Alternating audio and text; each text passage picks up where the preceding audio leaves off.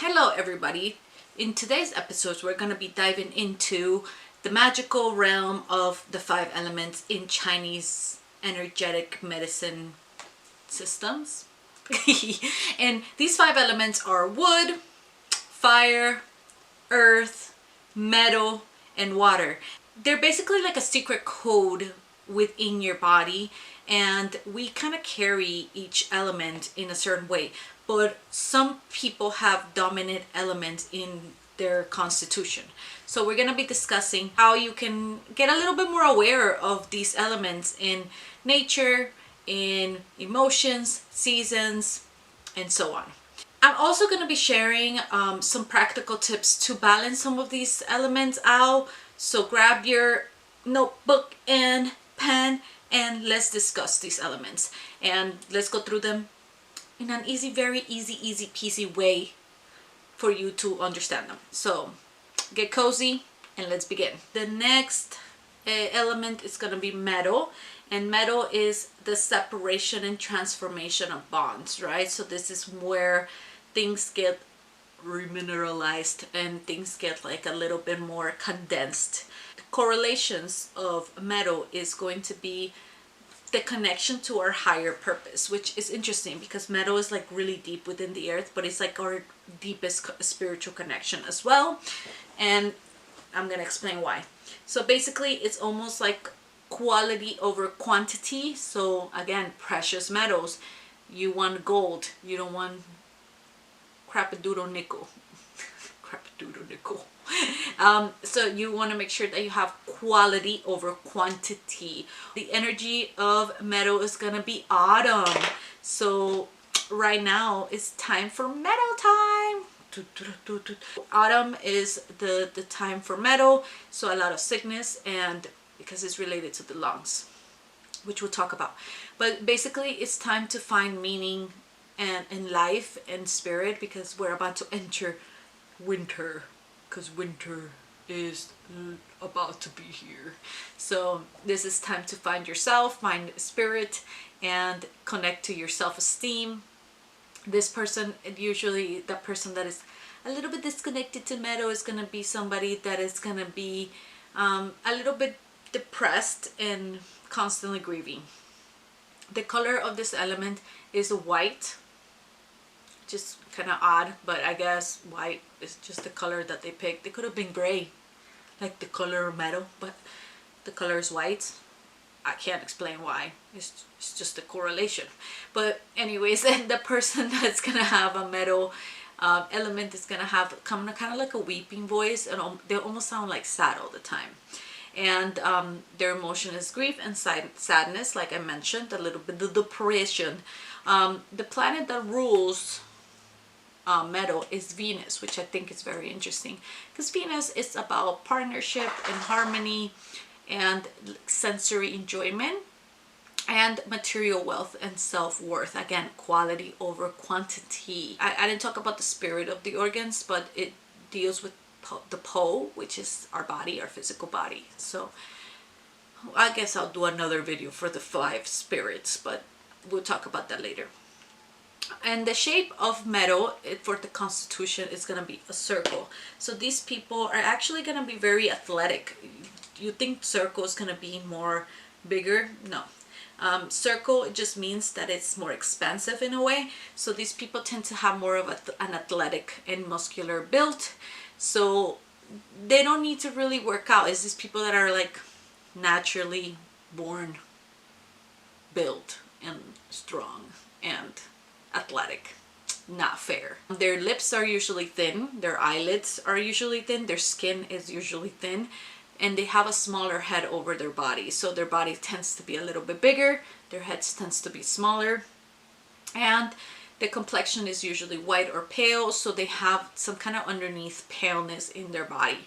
And the speech is strong and bright and clear, if they're not in the weeping voice, right? But you're gonna sound a little bit of weeping or like sadness within the loud and clear voice. They're very good communicators, these people are, and they usually walk light and graceful. They're kind of fancy. They like walk fancy. A lot of models will be more of a metal people. The dominant organs are going to be lung and large intestine. So lung transforms oxygen and gets rid of the things that we don't need. And then the large intestine, same thing. It kind of like gets all the fluids out and gets rid of like the excrement that we don't need in our bodies. A balanced metal person is somebody that can process grief and sadness and, you know, deal with their own emotions quite well. They don't hold emotional baggage. They gain wisdom through emotional things that they go through, and these people tend to go through a lot, but they kind of learn from it a lot. So they are able to bond with other people because of these traumas. They tend to learn and grow from those things. They're not they're not lacking any kind of wealth, and these people kind of like enjoy what they have, because it's just, they just see things as like, okay, well, I learned from this. It's like lessons over trauma. Lessons over trauma. And tend to have a really deep spiritual connection too. They understand spirituality in a good way. They also use these spiritual truths to care for others and for themselves.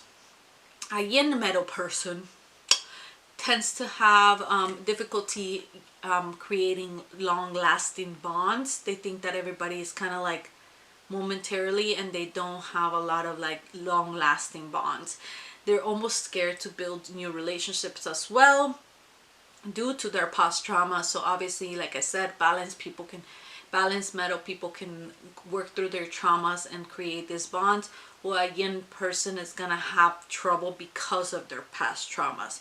They don't really like social things. They're a little bit more introverted. They can also be jealous and cunning and sneaky because they learn that people screw them over, so then why not screw them over? The other people over. They kind of let their past experiences take over them.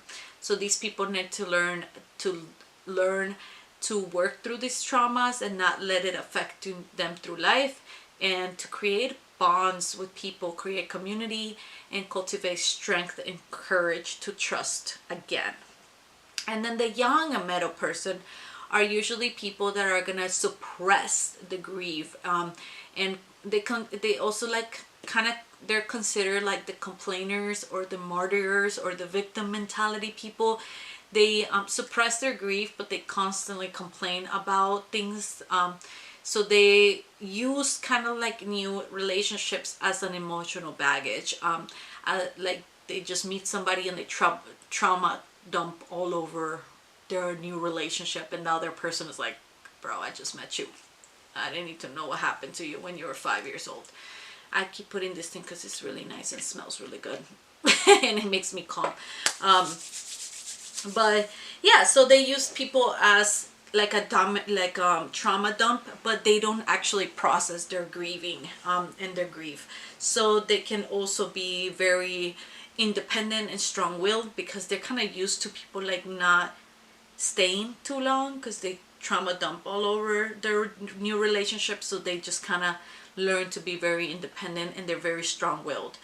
But these people need to learn how to control and express those suppressed emotions, so they can face the truth and be honest with their feelings and not trauma dump all over people. And also don't use other people to kind of cover up their grieving. So they need to develop a lot of sympathy. It's like, is that person like ready to hear all the things that I have to say? Maybe not. So learn sympathy, that sometimes we don't want to hear your victimhood. So a really good practice for balancing this metal element is going to be breathing, obviously, because it deals with the lungs. So breathing exercises is going to help bring mindfulness and in experience of deep emotions that might be suppressed or over expressed. Ooh, I like that. Suppressed or over expressed. That's kind of like the thing for metal. And then also learning how to like be in nature and like be more conscious of their bodies. Again, body awareness, because metal deals with the corporeal soul, which is the body. And some of the dietary adjustments that they want to work on is nourishing things with the nourishing foods for the lungs, which are gonna be white in color, like pears, almonds, and radishes. And they also want to go into the root vegetables, because the root, the earth inside, earth, metal, you know, so it can help balance those elements. And the resolution for an emotional imbalanced person, metal person, it's going to be relationship and connection, so working on relationships and connections.